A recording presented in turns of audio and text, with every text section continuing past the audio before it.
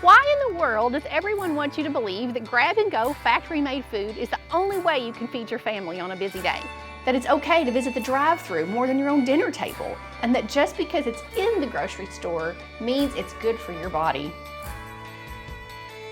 I'm Rachel Ballard, a lifelong farmer and homesteader who discovered the dangers of the standard American diet when my daughter developed a sensitivity to synthetic food colors more than a decade ago. I even have my own battles with 2 rare autoimmune diseases. These events have changed our lives for the better though, and now I'm here to help you change yours and your family's well-being through the belief that anything you cook at home nourishes your body and mind in ways that no box or bag ever will. This channel is for anyone who feels stuck between the 2 extremes of food made in the lab and its addicting engineering and the seemingly expensive, elite, and time-consuming struggle of cooking from scratch with whole foods. Welcome to a lesson on being perfect. So first, we must have beef from cows whose poop does not stink. Check. All organic vegetables. Check.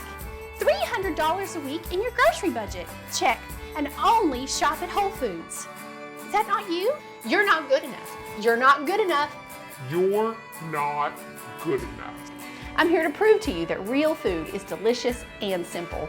Together we'll learn recipes to strengthen your mind and body and empower you to take control of the chemicals in your food with confidence. Are they things you recognize, and do they start with chicken stock? It should have carrot juice and mushroom juice as your first ingredient. It should not have MSG as your first ingredient. And holy cow, that's all. What are we gonna do with ourselves now? How easily these come out of the pan.